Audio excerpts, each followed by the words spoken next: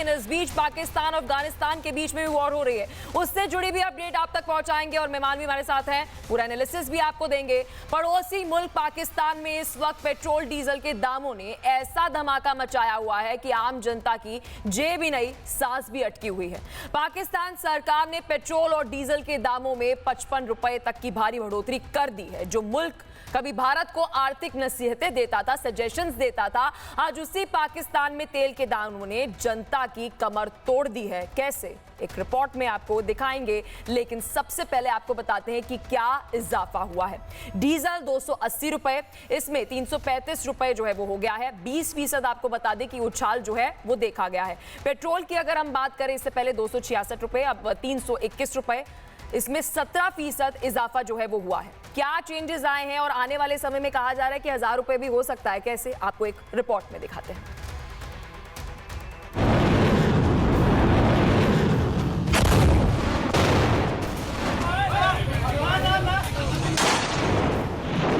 पाकिस्तान में बंद होने लगे पेट्रोल पंप। पाकिस्तान में लगने वाला है लॉकडाउन।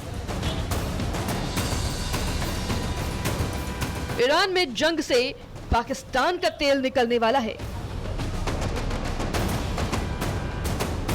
पड़ोसी मुल्क पाकिस्तान में एक बार फिर जनता की जेब पर डाका डाला गया है। यहां पेट्रोल और डीजल के दामों में 55 रुपयों की भारी बढ़ोतरी कर दी गई है, जिसके बाद अब पाकिस्तान पेट्रोल 321 रुपए 17 पैसे प्रति लीटर और हाई स्पीड डीजल 335 रुपए 86 पैसे प्रति लीटर पर पहुंच गया है। जी हां, आपने बिल्कुल सही सुना, 321 और 335। ये वो कीमतें हैं जो भारत में किसी ने सपने में भी नहीं देखी होगी।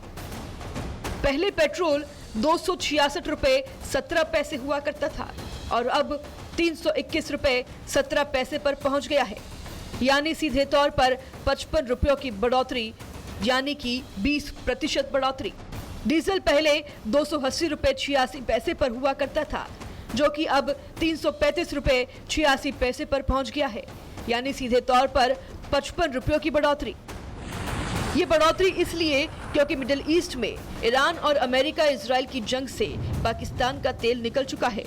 लेकिन सवाल ये है कि पाकिस्तान की सरकार को क्या पता नहीं था कि वो तेल के लिए 100% आयात पर निर्भर हैं। IMF से कर्ज ले लेकर चीन से उधार मांग मांग कर जी रहे हैं, लेकिन अपनी अर्थव्यवस्था को संभालने का नाम नहीं। जनता को मार मार कर राहत देने का ढोंग करते हैं, लेकिन असल में हर बार आम आदमी की कमर तोड़ते हैं। पाकिस्तान की सरकार कह रही है कि उसके पास 20 दिन का तेल स्टॉक मौजूद है। उनकी मीडिया कहती है कि देश में केवल 10 दिनों का ही स्टॉक है।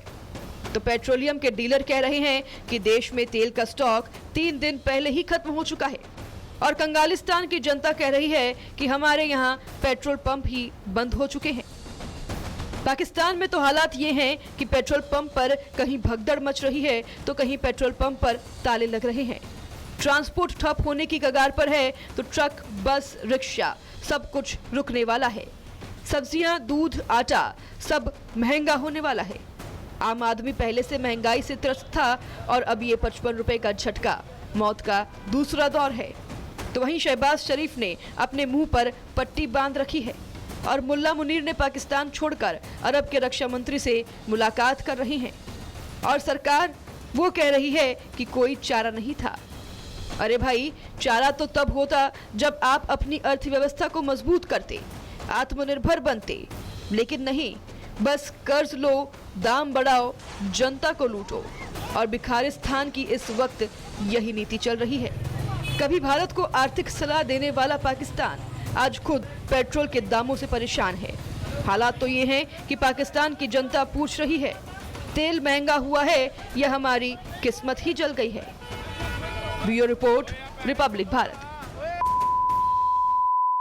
और इसी पर विस्तार से चर्चा के साथ हमारे साथ मेजर जनरल जीडी बख्शी जी जुड़े हुए हैं और साथ ही कर्नल शैलेंद्र सिंह जी हमारे साथ स्टूडियो में इस वक्त मौजूद है। शुरुआत सबसे पहले मेजर जनरल जीडी बख्शी जी आपके साथ। जय हिंद सर। एक तरफ वो पाकिस्तान जो कह रहा है कि जी मिडिल ईस्ट में युद्ध रुकवाने के लिए मैं मध्यस्थता करूंगा, बातचीत करूंगा, ऐसा शहबाज शरीफ कह रहे हैं, लेकिन अपने देश के हालात जो हैं वो सुधर नहीं पा रहे हैं। देखिए, if you are too clever by half, आपका जो अंजाम है हश्र बुरा ही होता है। ये इनके जो 80% वेपन्स हैं आर्मी, नेवी, एयरफोर्स के चीन से आए हैं, ठीक है। $80 बिलियन चीन ने इनको दे चुका है और $60 बिलियन और देना था, जो उसने रोक दिया है जो बेल्ट रोड कॉरिडोर इनिशिएटिव के लिए। ये सीधा छलांग मार के डोनाल्ड ट्रंप की गोद में बैठ गया आसिम मुनीर। 3 महीनों में 3 बार वॉशिंगटन जा धमका, सूटकेस पकड़ के ट्रैवलिंग सेल्समैन बन गया रेयर अर्थ ऑयल शॉयल का, ठीक है। डोनाल्ड ट्रंप ने बोला कि मुझे बगराम का एयरबेस चाहिए अफगानिस्तान में। बोला जो हुक्म मेरे आका, में बॉम्ब कर अफगानिस्तान की मत मारी जाएगी। मैं, उनके पास एयरफोर्स नहीं है, मेरे पास है। अरे साहब, रूसियों ने भी ट्राई किया था बॉम्ब करना अफगानिस्तान को, डिड नॉट वर्क। अमेरिका ने भी 20 साल ट्राई किया था, नहीं किया। अब तू कौन सा मुंह लेके बॉम्बिंग कर रहा है? इसकी लड़ाई अफगानिस्तान से है, इसकी लड़ाई ईरान से है। इसको शुरू से प्रॉब्लम भारतवर्ष से है। ना चैन से जिएगा, ना किसी को जीने देगा। इसने अपना एयर स्पेस और एयर बेसेस प्रोवाइड किए हैं अमेरिकन्स को ईरान को बॉम्बिंग करने के लिए। फिर कह रहा है मध्यस्थता करेगा। इसकी ISI CIA के हथियार सिस्तान बलूचिस्तान पहुंचा रही है, फिर कह रहा है मध्यस्थता करेगा। और लोग बेवकूफ़ हैं क्या? देखिए साहब, ये जब गीदड़ की मौत आती है तो वो शहर की तरफ भागता है। इसकी इकॉनमी पहले ही तबाही की कागार पे थी। अब जो ये पेट्रोल प्राइसेस बढ़े हैं, आप देखिए पाकिस्तान में तबाही मचाएंगी। ये जो 20% rise in the price of diesel, 17% rise price of oil, और अभी तो शुरुआत हुई है, ट्रेलर है ये। GD बख्शी जी, सही कह रहे हैं आप कि मतलब अगर कोई सुनेगा भी मिडिल ईस्ट में तो शहबाज शरीफ की सुनेगा। It's funny.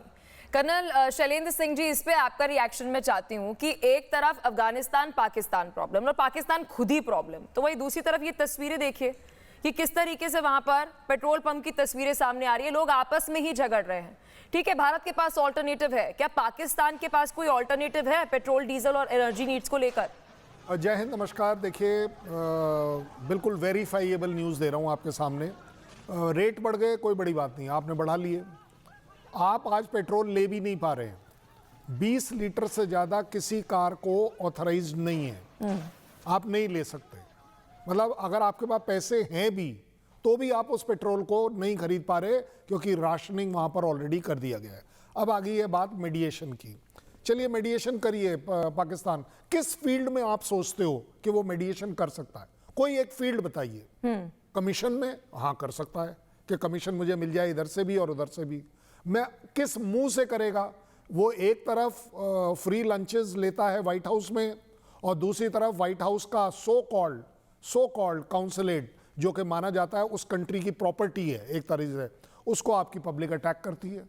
आप बताइए, आप उस जहां उस काउंसलेट पर US का फ्लैग लगा हुआ है, आपने देखा किस तरीके से वो कर रहा है? आप मुझे एक रीज़न बता दीजिए जहां पर पाकिस्तान का स्टैंड ईरान के लिए रिस्पेक्टफुल हो, या मैं तो कहूंगा कि US के लिए हो। क्योंकि आपका अगर दोनों तरफ है तभी तो आप कुछ मेडिएट करोगे। मुझे लगता है ये सिर्फ बोलने के लिए बोला जा रहा है। इसके अलावा कहते हैं ना, जो प्लेयर्स होते हैं, the players don't speak, they play the game. आप बताइए, ईरान के जो एम्बेसडर हैं वो हमारे फॉरेन मिनिस्टर से क्यों मिलेंगे? प्लेयर हैं। हमारे फॉरेन मिनिस्टर ईरान के फॉरेन मिनिस्टर से फ़ोन पर क्यों बात करेंगे? इजराइल के फॉरेन मिनिस्टर से क्यों बात करेंगे? क्योंकि we are a player. There is a lot of difference. शोर शराबा करना वर्सेस आपको उस गेम को, इस डिप्लोमेसी को ऑन ग्राउंड। ये वही बात हो गई, वो जो हम देखते हैं कि कुछ लोग खुद को जताने के लिए कि हम भी कुछ हैं, तो वो वाली स्थिति जो है वो अभी पाकिस्तान की नजर आ रही है।